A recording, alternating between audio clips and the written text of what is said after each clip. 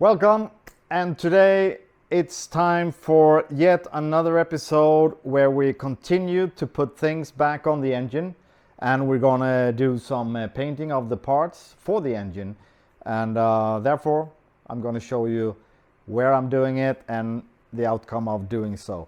You all know old parts from the engine which been running around for hundreds and thousands of kilometers or miles, and here is the outcome afterwards.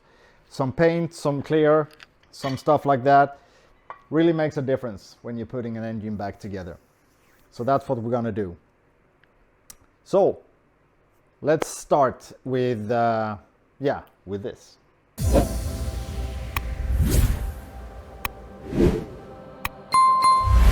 All of you know how old parts look from the engine. It's like, you know, the oxidated aluminum, stuff like this. So one thing we're gonna do right now is to paint those in a nice silver with a clear on top to make the engine stand out really as perfect. So we're gonna do all the engine mounts and covers and stuff like that. So I'll show you where I'm doing this.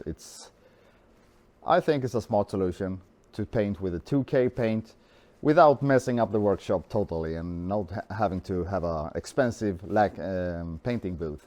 So I'll show you where I'm hiding out while doing this. Yeah, you don't always have to have the most expensive things to do these kind of things. So check it out. It's not what you expected, I guess. It's a caravan, an old caravan from the early 80s or something like that, and it's actually doing the job quite well. You get this kind of things for peanuts and nothing, and internally it's totally wiped out. So what I'm doing is I'm just using it as a paint booth and nothing else. It's heated, it's ventilated and everything. You can mess up everything you like with 2K paint without having to clean anything, and you can even test shoot the spray gun on the wall before doing so. So right now we're gonna paint the oil pan, the front cover of the engine, cylinder head with the valve cover, intake manifold, and on the wall I have some things as well which is going to be painted, and of course we have another set of parts down here. So this is what I'm gonna do right now. It's warm and nice in here. I would guess about 30 degrees or so. So we're gonna start up the fan and spray some silver, and then we're gonna see the outcome. Since all the bearings and everything is in place, it's time to put the oil pump into the engine, so we can later on put the oil pan and everything and close up the bottom part of the block. So anyway, this is a B35 engine which came from the E34 model after E28, so it's not 100% identical with the B34 which was in the E28. So the oil pump in this engine from start is a shorter version than the E28 because the oil pan is always designed to fit in the car. So if I take the oil pan from a E28, you can see that where the pickup is coming in down here, it's not really lining up with the pickup of the pump. So that means if I'm trying to put the oil pan in place, it collides. It doesn't fit. But it's pretty much the same pump as the E28. It's just that the pickup part behind the gear housing is shorter. However, we removed this one, and luckily we have an E28 oil pump, and it fits directly onto the block. And to make sure it is an E28 pump, we can also see that the E28 oil sump fits. So let's put this one in place and continue with the sprocket and the chain drive for the oil pump. So putting the oil pump in place, we have M8 times 45, 2 in the front, and a shorter one, M8 times 30 in the rear. It's a single one, there is no support on this one. And since it's 8.8 quality, it needs to be tightened quite softly. It's only 25 Newton meters to tension those, so I'm using this very small torque wrench. So let's see. First I tighten it just enough to have full contact, and then we go.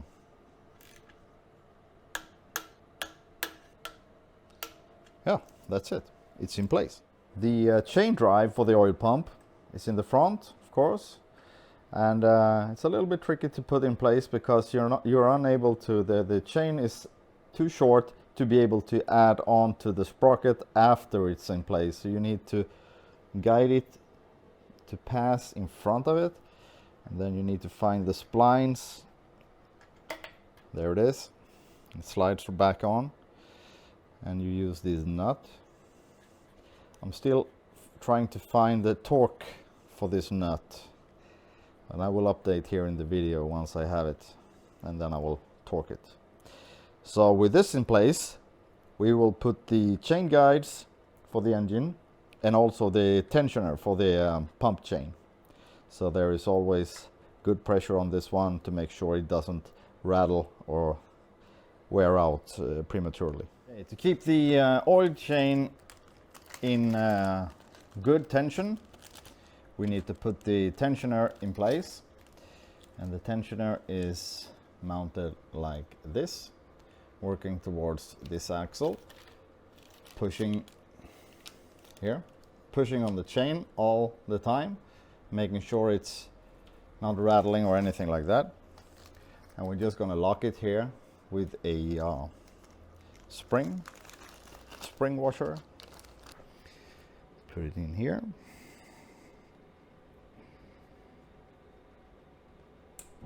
Like that, and it's safe to go. Apart from this one, we're also putting the new guide rail for the camshaft chain. So I put the chain in place. So the cam chain is now in on the sprocket and in the guides. So it's ready, and we're gonna put the chest cover on to hide everything in between, because we're gonna put the oil pan back in place, and to do so we need to seal everything around it. So we need to put the chest plate, this cover, firstly, so the gasket for the oil pan is covered all the way around. And we're also going to put in the back, sealing off the crank's rear end. We're going to change this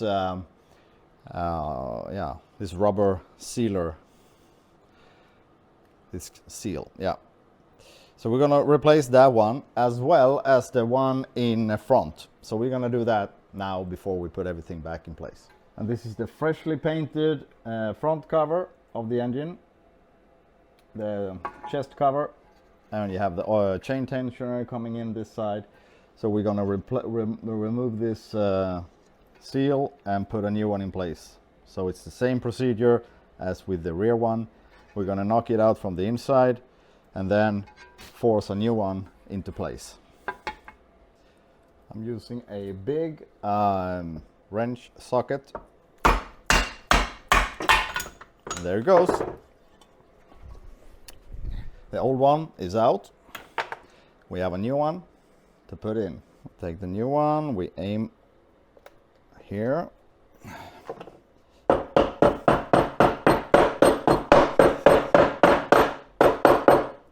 And it's a fit. New one in place. Soft, nice, sealing well on the engine. Okay, we're now going to put the front cover on to the engine here, and I've been sorting out the bolt dimensions according to the BMW spare part disc, and this is how we start. We put this, the engine is now upside down, but that shouldn't be any problem. Like that. Make sure to get the tensioner in its pocket. Then we put this one here, it's M8.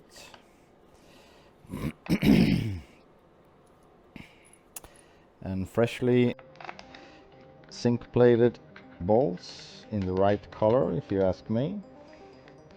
The goldish is very nice. All right, like that. And then we have the M6.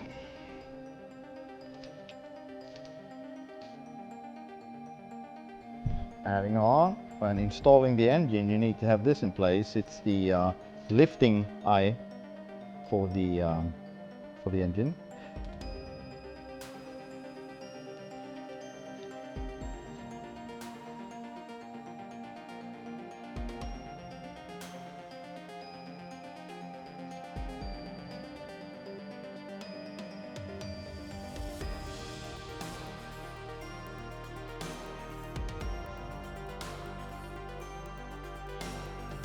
In order to get this sealer out of the seal holder, I'm knocking with this one, driving it out, and I'm hitting on the rubber on the backside because this is like steel covered.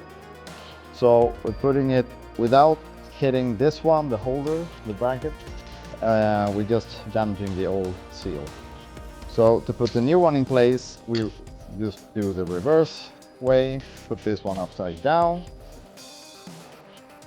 Okay, so this is the new rubber seal. It's very soft, very nice, and we're gonna put it in place, and you should have the open end towards the inside. So the oil, whatever oil pressure is coming in towards this end, will force this lip to even squeeze harder around the crank in the back. So we put this like this, and then gently, evenly around, knock them in place.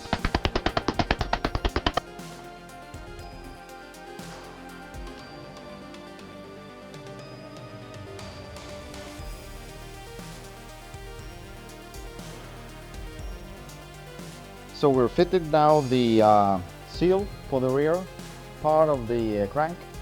So we're going to put the oil pan on top, and before we tighten this to the block, we're going to put the oil pan on, tighten it smoothly so it fits nicely, because this is a loose part. It's guided, but still it's better we fit this towards the oil pan than that we have a gap here or something. So the seal, the gasket between the oil pan and the block and the seal holder is not sufficient.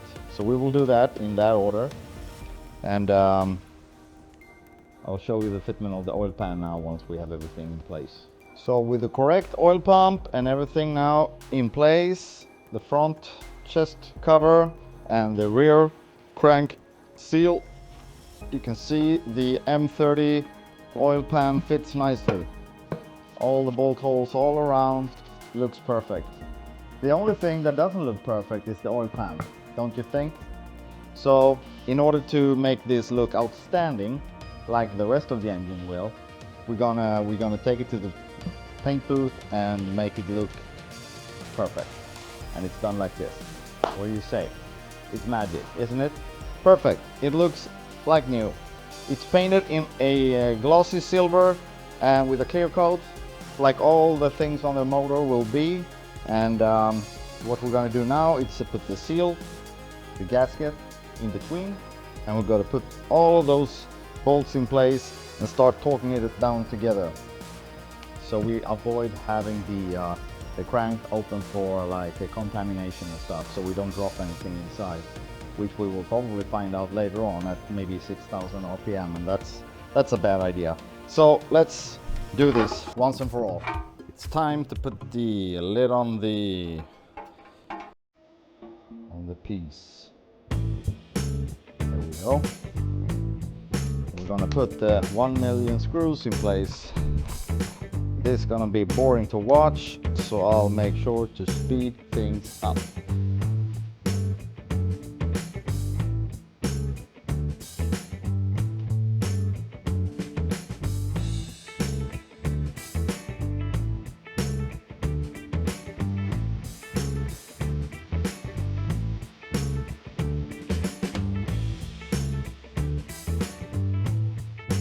Next up is to tighten this with torque, and it's not because we're going to do it hard, it's because we're going to do it very even, so we don't have any leakage later on.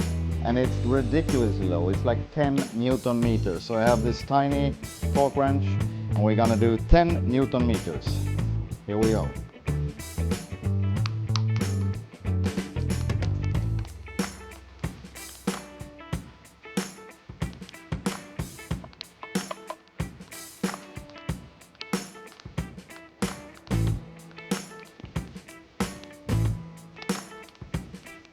If you over tighten this gasket, it will still leak.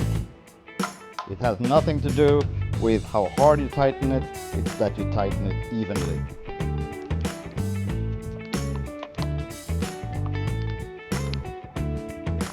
Next up is to put the oil sensor, the level sensor, which communicates with the check control panel inside the car.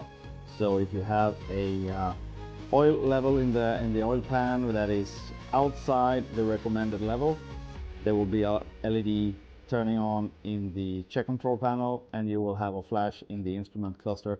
And this is the sensor, the level sensor, that is fitted inside here and sending this signal. So, and this is the cover to have mechanical interference avoided.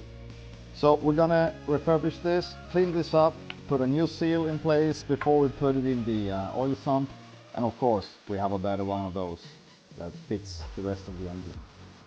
So I'll do that now.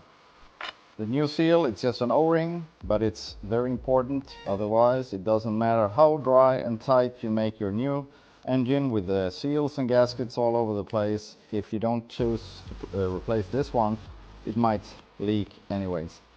So the next thing to do is to put it in place like that. Then you have this cover. You pull this, I don't know what it's called, something, through it and tighten up the cable, and voila, it's in place.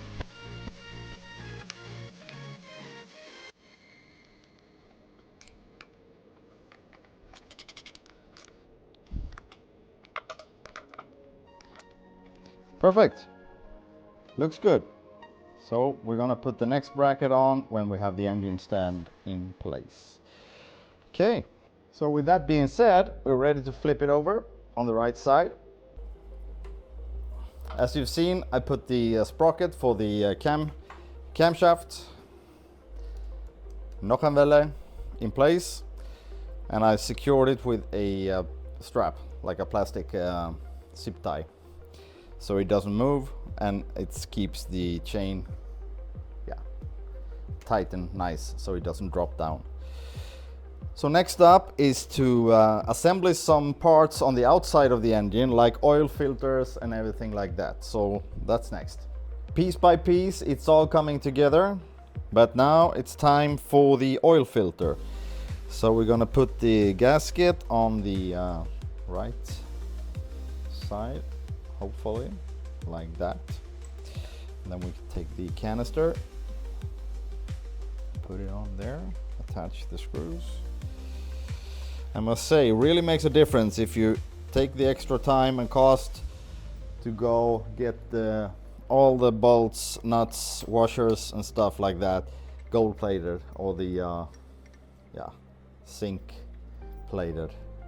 Really shines out a lot.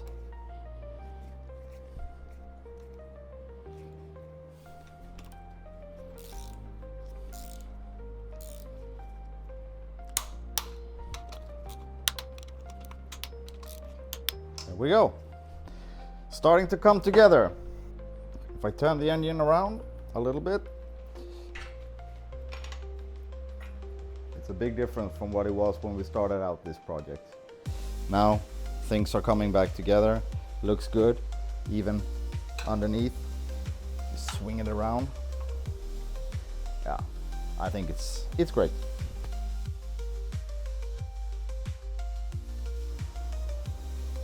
We have two cylinder heads to choose from. This one is the B35 head, which came with the engine we're currently rebuilding.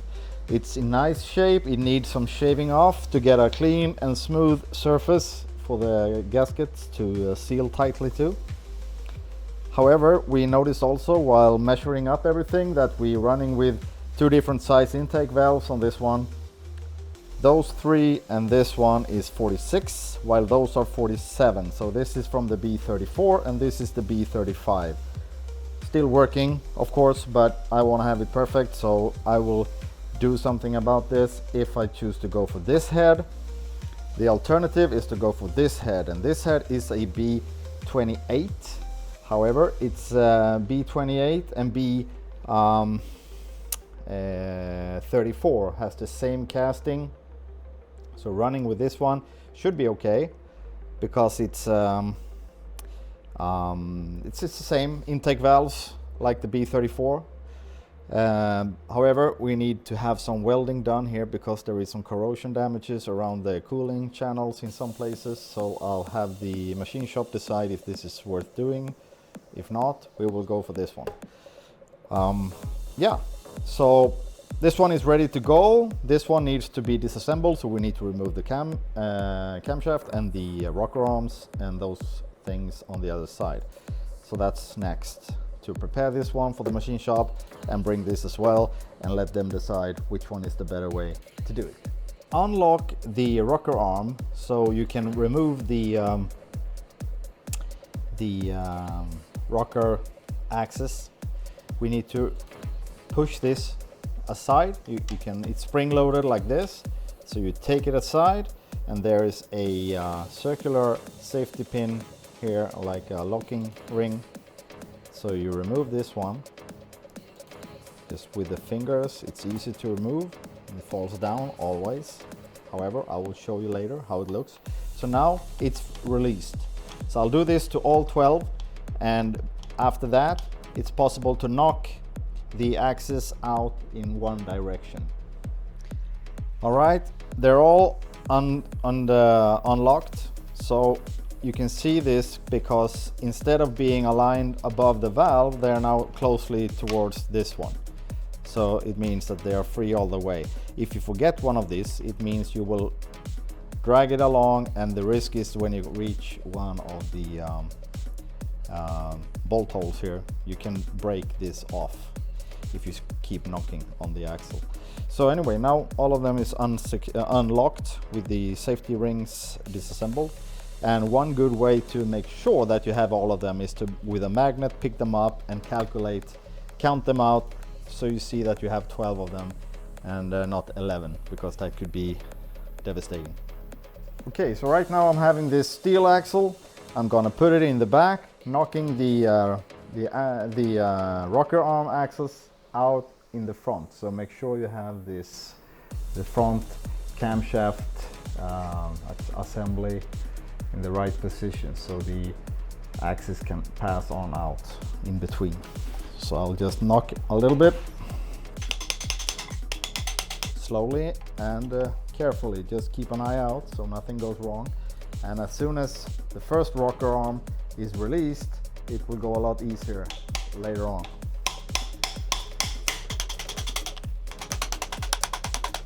Right now we have the first one released. Like this. The spring can be removed.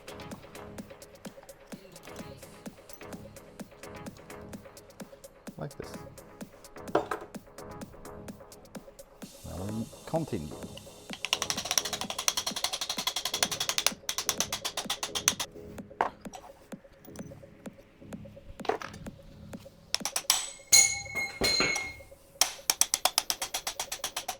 If you wonder, I'm not using this part, so it's nothing I'm really care about. So if you do, you should act differently, maybe with the with the axis coming out. Oh yeah. So one axis is out, and the next one is about to happen.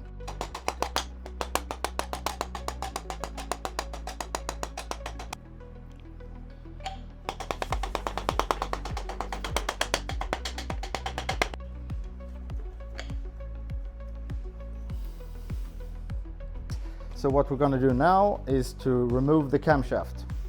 And this camshaft is worn out. I'm going to show you. down here is really deep wear on one of the extensions here. So that means it's nothing we're gonna use in any engine whatsoever. So first of all, we're gonna remove the assembly in front. There is two 10mm here to release.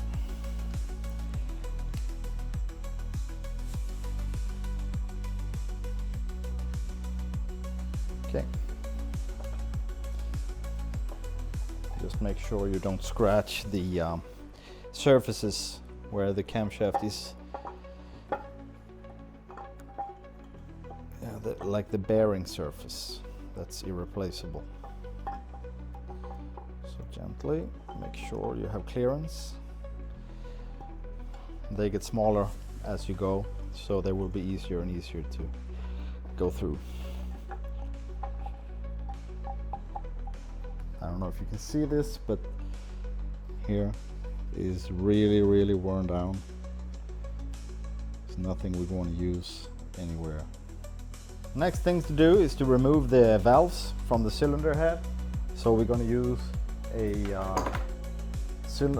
valve removal tool like this to compress the spring and remove the lock.